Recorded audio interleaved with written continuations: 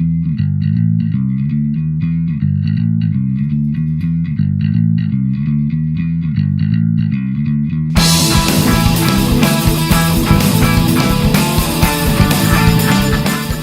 and welcome to my modelling bench. This video is all about painting handles.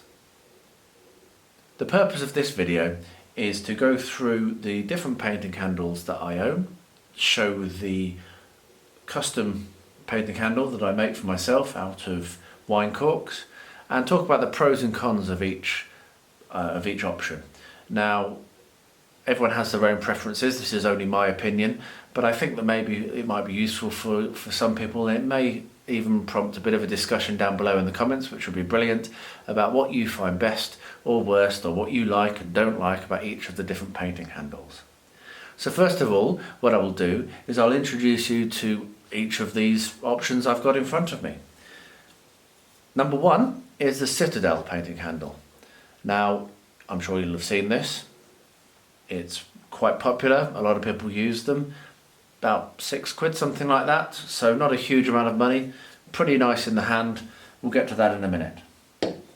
Second up, we have this, which came from a Kickstarter which I backed, which works with normal bottle tops. This one is a Coca-Cola top, this one is Kamenitsa, which is a Bulgarian beer, and what they do is they screw to the top of the painting handle, and then you have your miniature on top of each bottle cap. And this is what I do. I save every bottle that comes my way because, yeah, that means I can batch paint. Next up is the red grass handle, which I received just this week and which is what prompted this video. I did a very brief introduction to this in an earlier video, and I'll go into a little bit more depth about this and show you what I think about it as well. Next up, this was something that I picked up, I can't remember, from one of the Facebook groups. It's actually, I believe, supposed to be used for jewelers. So it has a little twisty handle on the side, and it has these little pins that you can put in place. So this is quite useful for odd shaped items which maybe are too large for the other options, or you can't fit in. It will open quite wide, and it does work quite nicely, that. And last but not least, this is what I've always used prior to buying other ones. I am a cheapskate. I do like to have a cheap option, and I'll go into this and show why I like this so much. This is a normal wine cork which has a dressmaker's pin stuck into the top and then clipped off. And I will drill a hole in the bottom of the miniature, glue it there, and what I have is these cooling racks.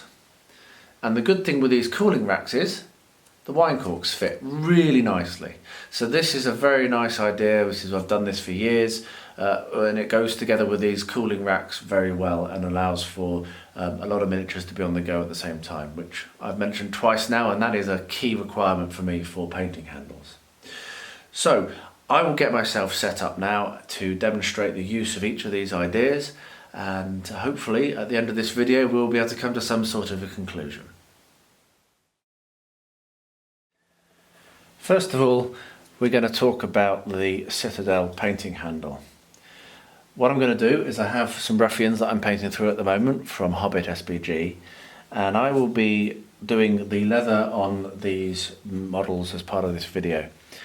So firstly, let's look at this. Now, the first issue, and probably the only issue I have with this, is just what a pain it is to actually get miniatures into the handle.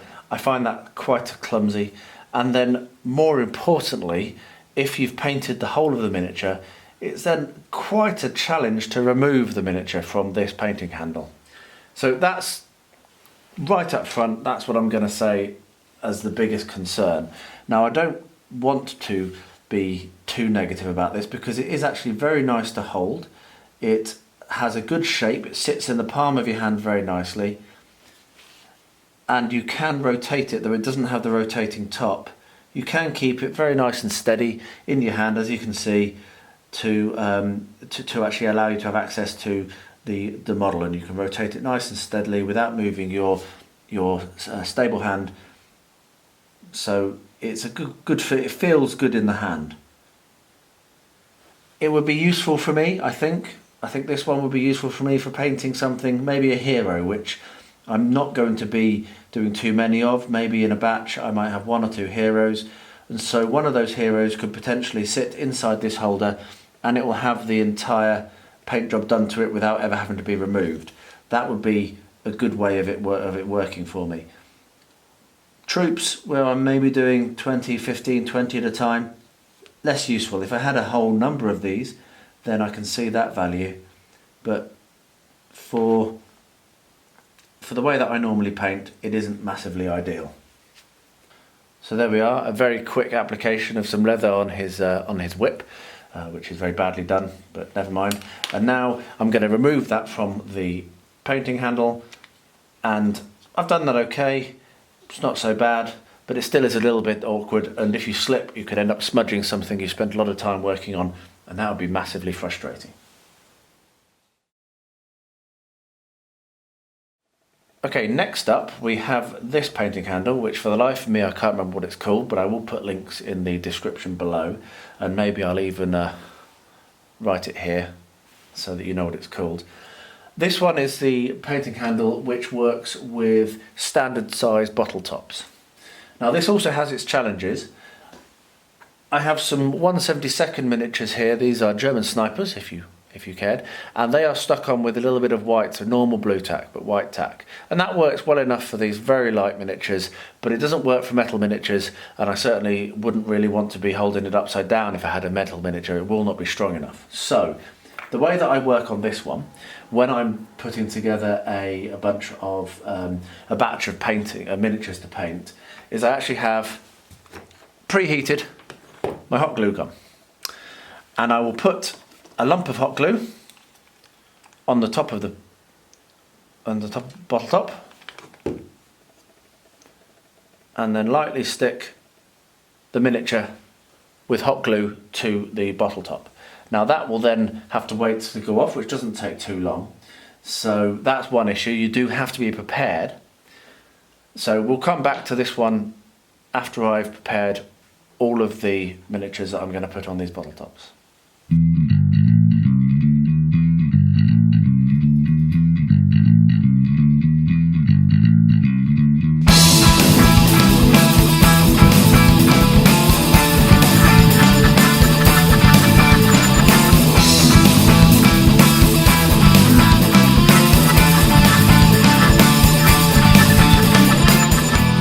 So there I have put 10 models on top of bottle tops, and now the first one is already dry, so it was very, very quick.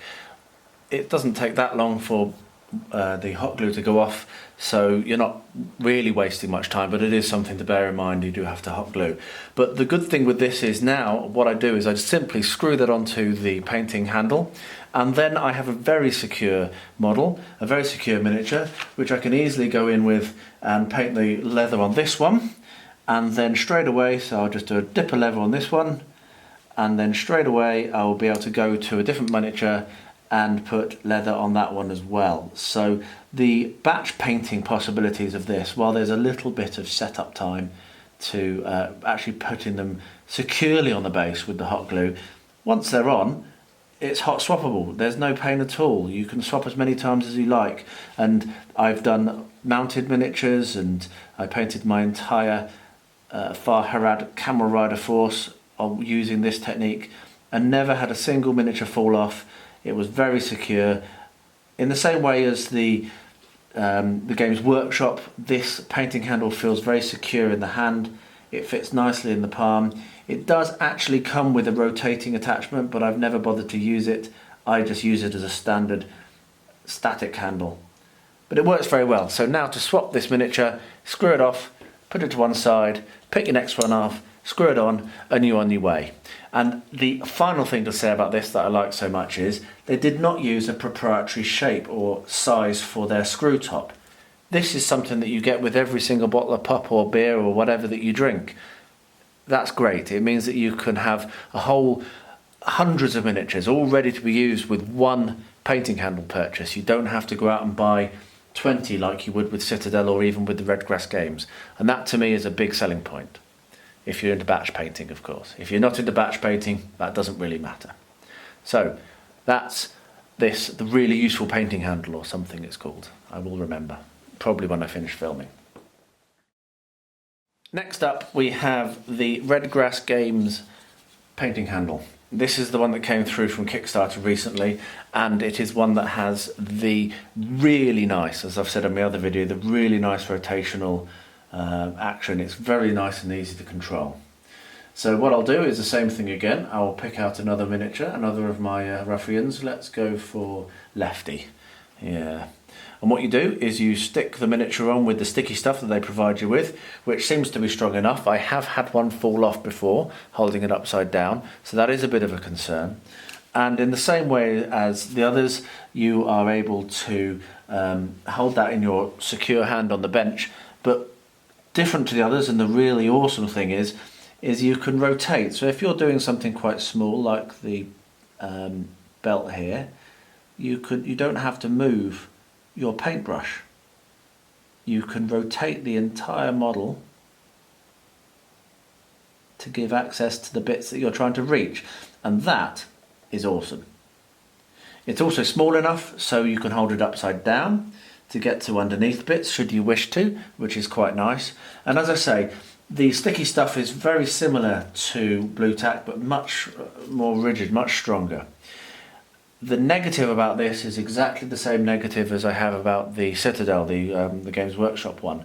You have to then remove these miniatures from this tacky stuff, and it's easy for you to slip and smudge your miniature, and that's what I don't like about it. So I think, again, this one, as brilliant as it is, it's ideal for painting one-off miniatures or heroes, or maybe having one or two of these, not just the one, and painting your hero models, where you can leave your model on until it's finished, until you've completed the whole thing, including basing, and done your and put your varnish on, and then you don't have to worry about damaging a miniature when you're hot swapping. So for me, this is going to get a lot of use, but it's going to be used in those situations. It's not going to be used in the normal run of the mill where I'm painting a whole batch of ruffians or a whole squad of German World War II miniatures. It's just too awkward for the sticking on and sticking off. But apart from that, this is my second favourite. It's absolutely brilliant. I really like the action, the way that it feels in the hand. It's very natural to use. Next up we have this weird contraption, which is for jewelers, I believe. And I'm going to demonstrate this with a bit of a mounted model, because I think this is good for that. So you have the pins that you can move around. You put your model inside of it, and then you tighten up on the outside. Now, that is a good solid grip. And any odd shaped models you may have, if you've got odd base sizes or something big, it'll be really good for that, really solid. The downside is it's quite heavy, and it's quite top heavy, so it's actually quite hard to control, especially when you get it over to this. It keeps wanting to kind of dive over on you, which is a bit frustrating. And the second issue with this is you try painting underneath that. You try getting your brush in there. That's not the easiest thing to access, and that is probably its biggest weakness, and is why I haven't used this since I bought it. It was a nice idea. I can see some uses for it. I can see bigger miniatures potentially, as I said, but it doesn't ever get used by me, and I wouldn't really recommend you bothering to get it unless someone wants to say I'm wrong and explain why in the comments below. I'm glad I got it. It's been used once, and I'm not even going to test paint this miniature. The final option I want to talk about was my homemade, my own idea. I've not seen anyone really doing this before, using cork and the dressmaker's pins. Now this works really well. I've done this for a long time as well, for years, but I haven't done it very much since I got hold of the better painting handle from Kickstarter, and you'll see why. So I've picked out an Eowyn, which was in my spares drawer, which I had no intention of painting, but now maybe she'll get onto the painting desk. And I'm going to use her as a sample of how this works. So first of all, I've got my Dremel here, and I've got my little pin vise pins, drill bits, sorry.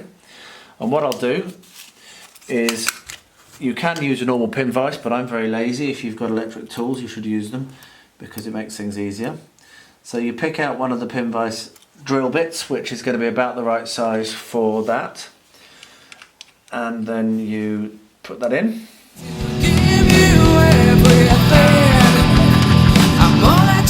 When you've got your pin vise drill bit inside of your Dremel, you very, very carefully drill a hole in the bottom of this. I wish that you would set me free, forever degrade me.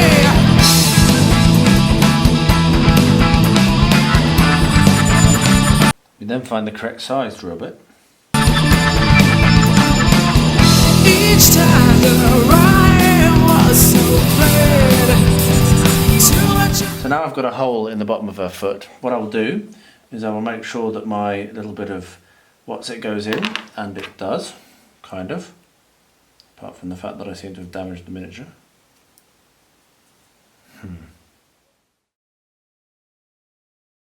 So after much hassle, I've managed to drill a hole correctly in the bottom of this miniature. I've actually had to go to inside the leg. But this fits nicely with the pin, as you can see. And what I'll now do is a drop of super glue on the hole, slide the pin into the hole, and then put that into the aforementioned draining rack. There you go. So now that miniature, when the glue is dried, will be ready to paint. Now unfortunately I don't have any actually to hand that where the paint is dry, and that does take a little while to go off. This is a good technique. It works well for plastic figures. It doesn't work quite as well for metal, as you've just seen. It also, there's a bit of give in it, a bit of vibration. It's not quite as steady. It certainly is not as good as the other techniques that I've shown you. Now I do know some people that use hot glue on top of the on top of the cork, and that would potentially work quite well. I've not actually tried that. I don't know why I haven't tried that, but I haven't. So that's another alternative. And the best thing is just to give it a go. What I will do now as an addendum to finish off is show you how I remove miniatures from the top of the bottle tops, because hot glue, it doesn't come out very easily. The first time I did this, I hadn't thought it through, and it was a really messy, horrible process until my Mrs. Angela came up with an idea which now I use all the time, which works really well. So we'll close off this section of the video in a second with me removing one of these miniatures that I added previously from the top of its bottle top, where it is currently hot glued in place. You've finished doing your painting of your miniature, which is hot glued on top of a bottle top, and now you're wondering, how am I going to get this off? If you go with a knife or something like that, what you'll find is that while you can separate the miniature quite easily from the bottle top, actually digging out the hot glue from inside the base, the slotter base in this case, is not very easy. So, top tip. First of all, get yourself a small pot. Secondly, get yourself some 99% alcohol. And what I would recommend you do is you don't do this with your miniature in there, you do this with another bottle top. Pour it, the 99% in, until it just washes over the top of the bottle top, but not too much over the top. What you're aiming for is for the miniature to, the base of the miniature to be underneath the 99% alcohol, but certainly not to have the alcohol washing over the top of the base. Leave it for a couple of seconds. I've actually left it for too long now because I'm talking, but that's fine. Then I use one of my sculpting tools, lift the miniature out, and you can just pry it off. Okay? And then, let's see if I can get this nicely in camera. The hot glue peels off. It's the easiest thing. It just peels off. The 99% alcohol cleans it off completely. So there we are. So if you are doing this technique and you're sat or you're watching this video and you're going, that guy's crazy, what's he doing that for? That is how easy it is for you to remove a base from a bottle top. Just use 99% alcohol, and that alcohol can now go back into my bottle and can be reused over and over again, so there's basically zero waste apart from the hot glue, which is very cheap. Just remember, well ventilated space, because this stuff does stink. So there you have it. That is the end of the quick run through and the demonstration of these techniques. Let's see if this Airwin is secure. She is secure. So I can show you, this is how I painted for quite a long time. Let's move some stuff away. This is how I painted for quite a long time, was holding on to a cork and quite often ending up with a cork in the palm of my hand and holding the side of the slotter. It's not ideal. I'm not going to be using this way very much. I'm going to use my corks for a different purpose. I might try out the hot glue technique, but I can see that as being very similar to the bottle top technique, except I think I'd struggle then to remove the hot glue. It's easier with these bottles to sit them in the bath of 99% alcohol when they're on the bottle top. If they're not on the bottle top, you're going to be finding it very hard to put the correct amount of hot glue in there to do the separation safely. I will go back to a 2-camera shot and close this video off. There you have it. That is a run through of all of the painting handles and painting assistants that I have. I'm going to now briefly rate them in order of how useful I think they are, and please do tell me I'm wrong, explain what your opinions are of these handles, or give any other ideas you may have for homemade, because we're not all made of money. I'm lucky to have the funds to be able to purchase things just to try them out, but that's certainly not what this hobby is about. So if anyone has any excellent money saving ideas, just pop them in the comments below and that would be really useful. So at number 1, my favourite hobby handle, I think you probably guessed, is this one. I like it because it supports my batch painting. I don't find the hot glue to be too much of a hassle because I glue so many miniatures at the same time onto the bottle tops, and by the time I finish gluing the miniatures on, the first one's ready to paint, and then they're set. I can pick it up and put it down as many times as I want to, and I never risk damaging the miniature. The 99% alcohol technique obviously does run that risk, but I've not had a problem with it yet. I'm being very careful. You just don't cause any damage at all. So that is my number 1 top tip. Number 1 pick even. Secondly, I really do like this Redgrass Games one. I like the action and I like the way it feels in my hand. I think that the issue I've raised about not being able to easily hot swap the miniatures is its biggest downfall and its biggest drawback. But when you're painting a hero, which maybe you might have 1 or 2 on the bench at any one time, it can just sit on top anyway. It's not a problem. So with that caveat, this sits at number 2. In third place, and not very far behind the Redgrass, is the Citadel painting handle. I'm sure that there's techniques you can use to get that separation more easily achieved one-handed, and it feels very good in the hand when you're holding it, and it's cheap. I've got 2 of these, so I can have 2 heroes on the go with these, and it's not a problem at all. Like I say, there isn't a lot between this and the Redgrass Games one. What there is between the 2 is the amazing swivel of the Redgrass Games. It's just so good. It really does work very well, and it is a game changer. So that's why the Citadel goes into third place. In last place, joint last place, the jeweler's handle and my homemade cork technique. I loved my homemade cork technique, and I'm actually quite surprised. That's the biggest shock for me out of this, how badly it stacks up. Now that I've got the other options, how badly it stacks up against them. It just doesn't feel right. The model is moving around, it's not stable. The drilling actually damaged the miniature, fortunately not very badly. It has so many drawbacks that I probably would no longer recommend it, and I used to recommend it a lot. This one is very niche. It's only going to have a good use very, very rarely for big miniatures or odd-shaped bases. That's easy for me to say. And it's awkward, unwieldy, unbalanced, doesn't feel all that nice in the hand. Yeah, I wouldn't recommend it really. I hope you found that useful. I found it useful, which is good, I suppose. At least someone has. If you do, as I've said a couple of times, comments below, please do contribute to this discussion. I'm very interested to hear what you think. Don't forget to subscribe. Thank you for watching Beard Clipper. Ding-a-ding-a-ling that bell so that you get told when one of these amazing videos is published.